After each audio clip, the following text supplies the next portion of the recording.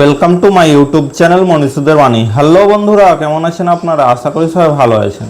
তো আমার নাম রাহুল দাস।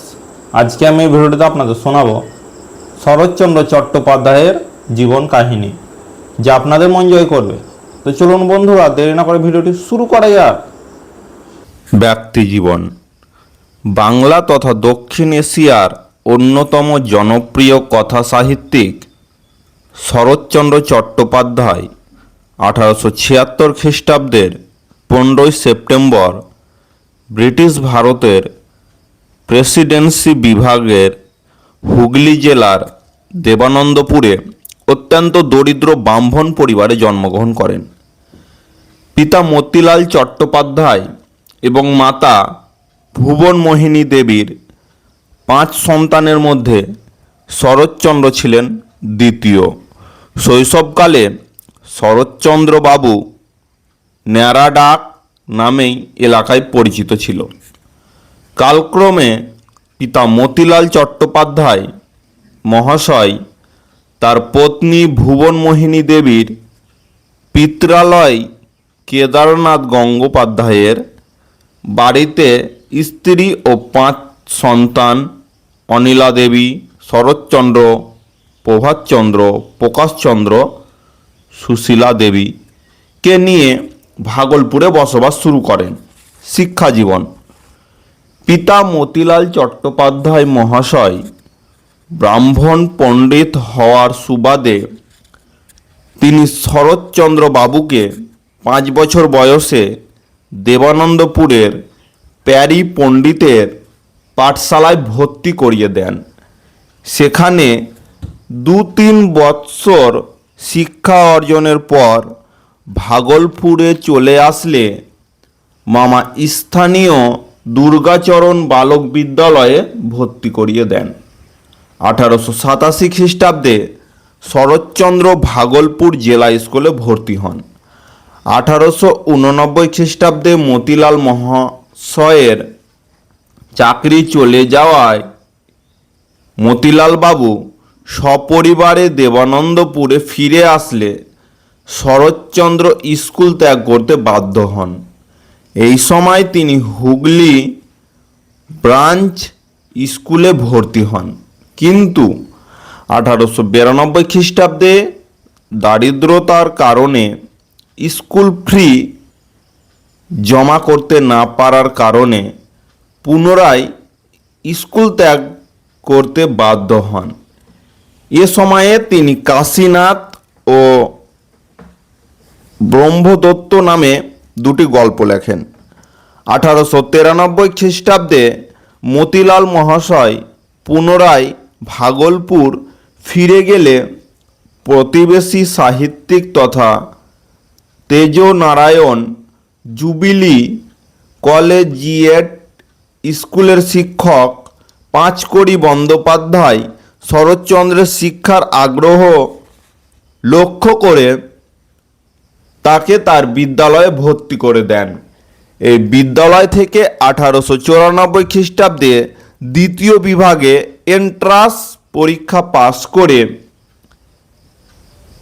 তেজনারায়ণ জুবিলি কলেজে ভর্তি হন। এই সময় তিনি তার মাতা ভুবনমোহিনী দেবীর ছোট ভাই অঘোরনাথের 2 পুত্র সুরেন্দ্রনাথ ও গিরীন্দ্রনাথকে পড়ানোর বিনিময়ে অঘোরনাথ মহাশয় শরৎচন্দ্রের শিক্ষার প্রয়োজনীয় অর্থ যোগাতেন। এভাবেই তিনি কঠোর পরিশ্রমের মাধ্যমে শিক্ষা গ্রহণ করেন। কর্মজীবন।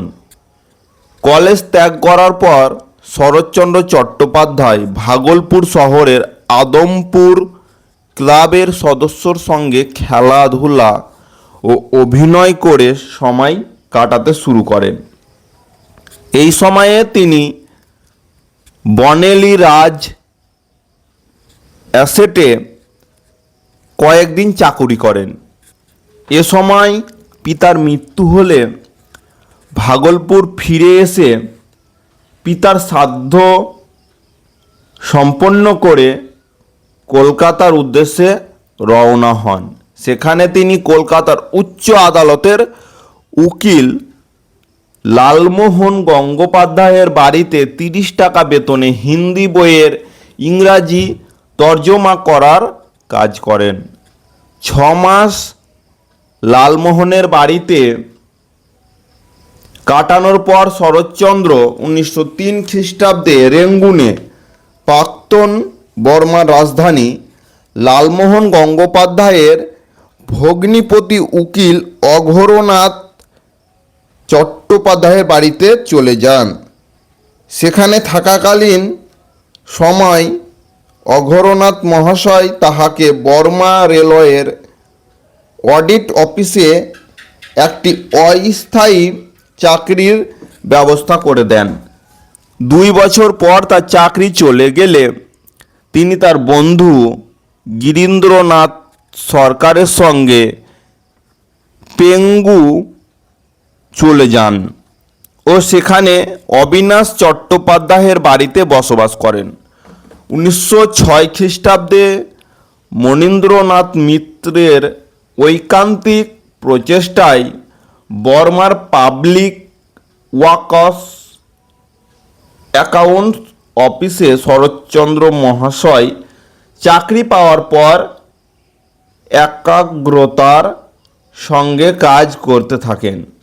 1912 খ্রিস্টাব্দের অক্টোবর মাসে শরৎচন্দ্র 1 মাসের ছুটি নিয়ে দেশে ফিরে এলে যমুনা পত্রিকায় লেখালেখি শুরু করেন এবং পুনরায় রেঙ্গুনে গমন করলে সেখান থেকে রামের সুমতি গল্প ও ভারতবর্ষ পত্রিকা লেখা পাঠাতে থাকেন।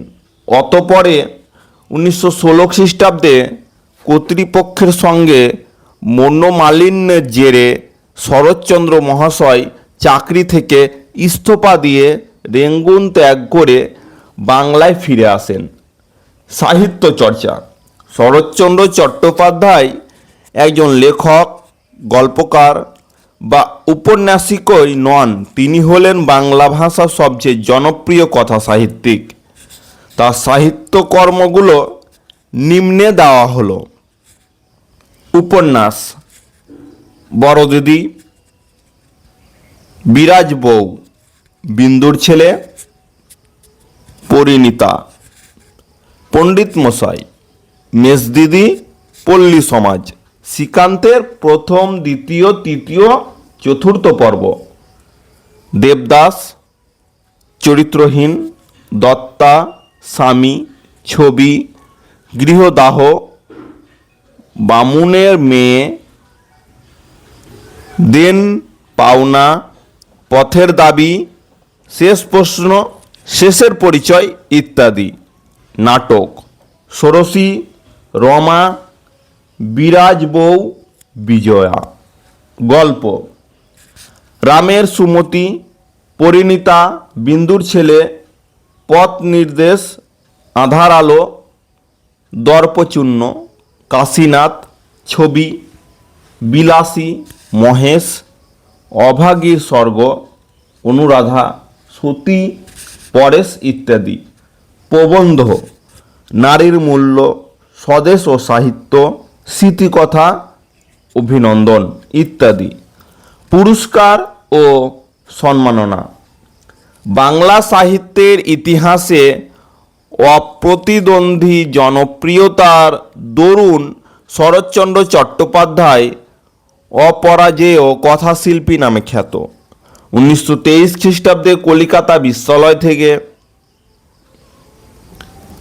জগত্তারিণী স্বর্ণপদক পুরস্কার পান। 1934 খ্রিস্টাব্দে বঙ্গীয় সাহিত্য পরিষদের সদস্য হন। এছাড়াও তিনি 1936 খ্রিস্টাব্দে ঢাকা বিশ্ববিদ্যালয় থেকে ডিলিট উপাধি পান। জীবনাবসান: রেঙ্গুন থেকে বাংলায় ফিরে আসার পর তার শারীরিক অবস্থা খুব একটা আশানুরূপ ছিল না। 1937 খ্রিস্টাব্দের শেষের দিকে শরৎচন্দ্র মহাশয়ের শারীরিক অবস্থা সংকটজনক পরিস্থিতি পৌঁছলে চিকিৎসকের পরামর্শে 3-4 মাস দেওঘরে কাটিয়ে কলকাতায় ফিরে আসলে আবার অসুস্থ হয়ে পড়ে। এই সময় তার যকৃতে ক্যান্সার ধরা পড়ে। পরে তা পাকস্থলী পর্যন্ত ছড়িয়ে পড়লে বিধানচন্দ্র রায় ও কুমুদ শঙ্কর প্রমুখ অস্ত্রোপচারের পক্ষে মত দিলে 1938 খ্রিস্টাব্দে 12 জানুয়ারি শল্য চিকিৎসক ললিত মোহন বন্দ্যোপাধ্যায় তার দেহে অস্ত্রোপচার করলে শারীরিক অবস্থা দিন দিন আশঙ্কাজনক হয়ে পড়ে 4 দিন অর্থাৎ 16 জানুয়ারি সকাল 10টা নাগাদ পরলোক গমন করে। ভিডিওটি যদি আপনাদের ভালো লেগে থাকে তাহলে ভিডিওটিতে লাইক কমেন্ট শেয়ার করবে, আর এই ধরনের নতুন নতুন ভিডিও পেতে আমার চ্যানেলটাকে সাবস্ক্রাইব করতে একদম ভুলবে না। দেখা হবে পরবর্তী কোনো ভিডিওতে। ভালো থাকবেন, সুস্থ থাকবেন। থ্যাংক ইউ, ধন্যবাদ।